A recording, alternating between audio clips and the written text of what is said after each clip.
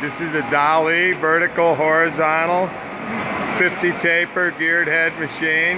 Just wrapping it around right now. Very good.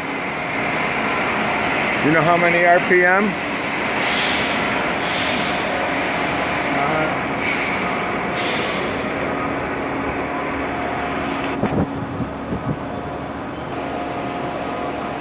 Now we're running the horizontal spindle. Yes, yes.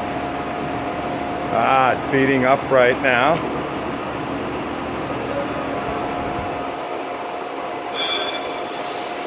There we go.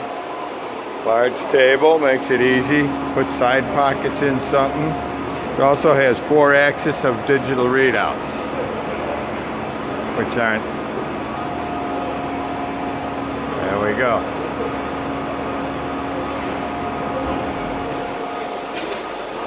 Inch metric Sony digital readouts. 50 taper on both heads. Power drawbar on the vertical head.